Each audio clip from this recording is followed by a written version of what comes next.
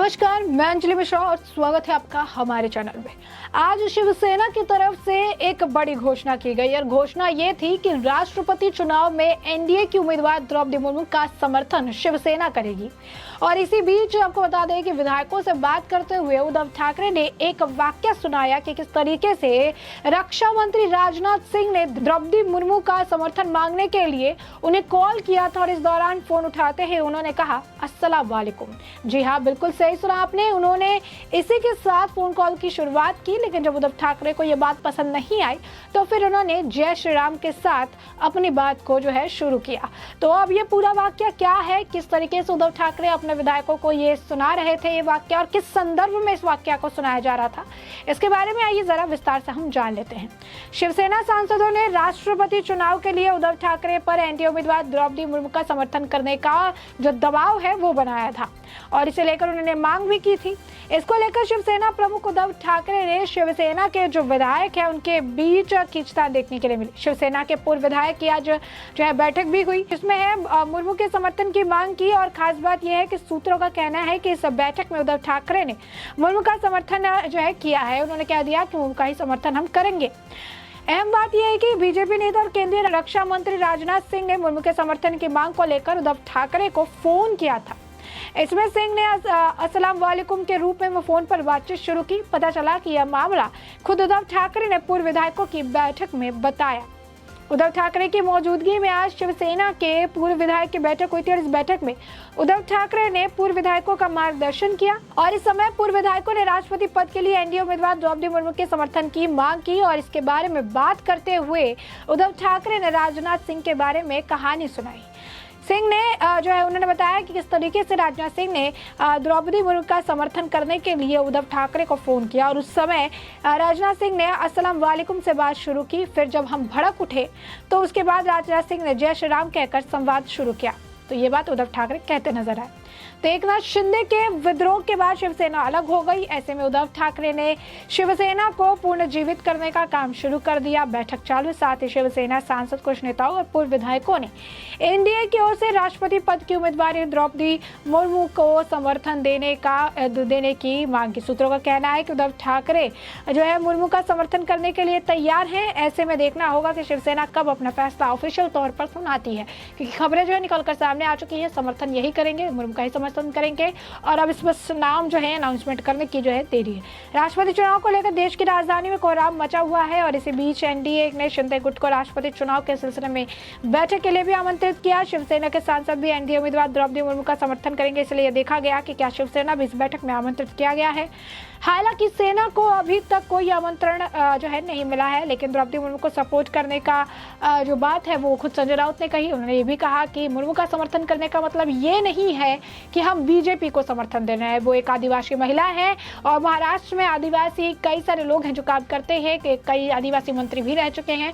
ऐसे में उनको चुनने का कारण उनका काम है और उनकी जाति है, इसके अलावा कुछ भी नहीं है। और कहीं ना कहीं उनका समर्थन करने का मतलब ये बिल्कुल भी नहीं है कि वो भाजपा का समर्थन कर रहे हैं। बता दें कि ये तब की बात कही जा रही है जब जो है एनडीए की तरफ से कैंडिडेट उतारी गई थी। उस दौरान नामांकन के दौरान भी प्रधानमंत्री नरेंद्र मोदी, रक्षा मंत्री राजनाथ सिंह और जो है कई सारे जो है बीजेपी प्रशासित राज्यों के जो मुख्यमंत्री है वो भी मौके पर मौजूद रहे थे।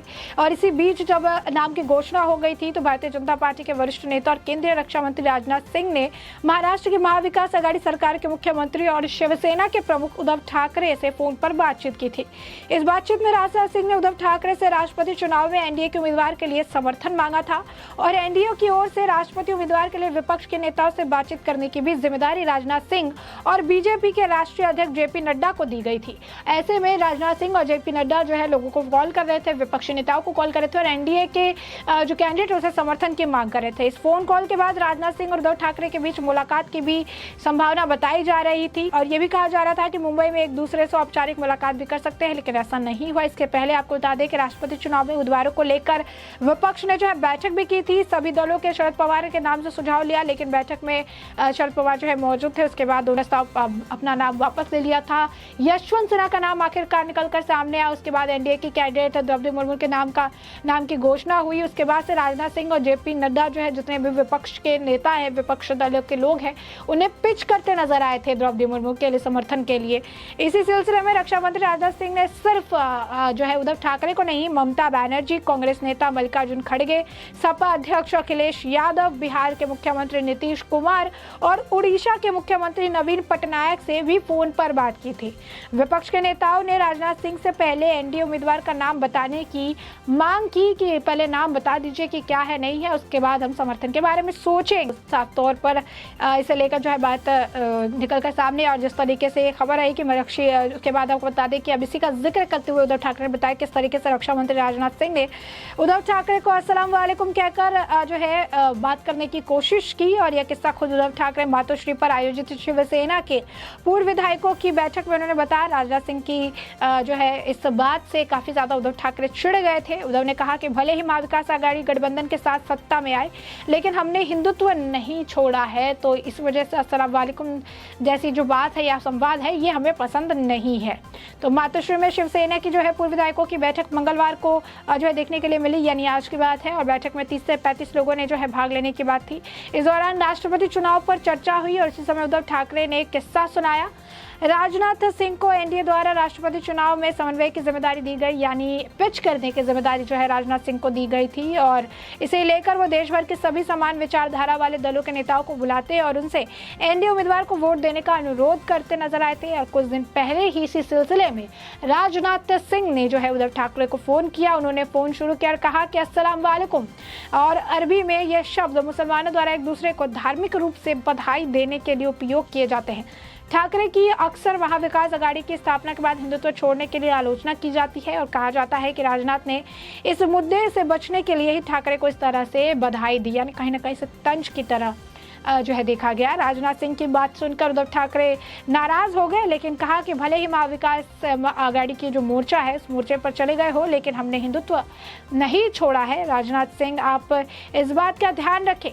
उसके बाद राजनाथ सिंह ने जय श्री राम कहकर संवाद जारी किया, लेकिन हैरानी की बात यह है कि राजनाथ सिंह जैसे वरिष्ठ नेता ने ऐसी भाषा का इस्तेमाल किया, ऐसा उद्धव ठाकरे का कहना है। ऐसे में आपको बता दें कि शुरुआत से ही अटकल लगाई जा रही थी। ये कहा जा रहा था कि आखिर उद्धव ठाकरे किस तरफ जाएंगे। एक तरफ बचे कुछ सांसद है जो कि लगातार एनडीए के उम्मीदवार द्रौपदी मुर्मू का समर्थन करने के लिए जो है कह रही है, लगातार कह रही है कि द्रौपदी मुर्मू का समर्थन जो है उद्धव ठाकरे करे। दूसरी तरफ जो है जिसके साथ गठबंधन में रहे, जिसका साथ छोड़ने को उद्धव ठाकरे तैयार नहीं, शरद पवार और जितने भी विपक्षी दल थे उनकी तरफ से यशवंत सिन्हा को उतारा गया। आज संजय राउत भी यशवंत सिन्हा की वकालत करते नजर आए।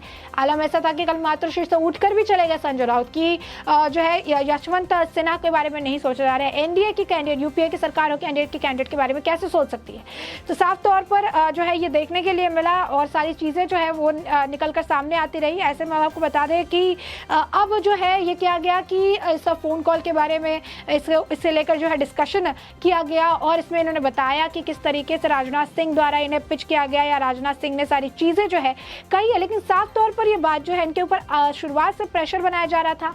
एक तरफ कुआं, दूसरी तरफ खाई वाला सिचुएशन था और इसीलिए सभी की निगाहें उद्धव ठाकरे पर टिकी हुई थी कि आखिर उद्धव ठाकरे क्या कुछ फैसला लेंगे। अगर वो एनडीए उम्मीदवार के पक्ष में फैसला लेते हैं तो शरद पवार जो है नाराज हो जाएंगे और शरद पवार के पक्ष में अगर फैसला लेते हैं तो जो सांसद बचे कुछ उनके पास है वो उन्हें छोड़कर चले जाएंगे और शिवसेना को वापस से शुरुआत से शुरू करने में काफी ज्यादा परेशानी होगी। क्योंकि जिस तरीके से ताश के पत्तों की तरह सांसदों और जो विधायक है और राज्य मंत्री है उनकी लिस्ट लगातार कम होती गई, बिखरती गई, वो तो सभी ने देखा। ऐसे में उद्धव ठाकरे ने ये कहा कि सांसदों की भावनाओं का सम्मान करते हुए एनडीए उम्मीदवार को ही वो अपना समर्थन देने वाले हैं। तो इस बीच आप देख सकते हैं कि वाकया सुनाया गया है। अब ये देखना बड़ा दिलचस्प होगा कि राजनाथ सिंह की इस पे क्या कुछ प्रतिक्रिया रहती है, क्या कुछ कहते हैं राजनाथ सिंह। फिलहाल के लिए हमने आपको ये पूरा मामला बड़े विस्तार से बता दिया है और अब इस पूरे मामले पर आपकी जो प्रतिक्रिया हो हमें कमेंट सेक्शन में कमेंट करके जरूर साझा करें।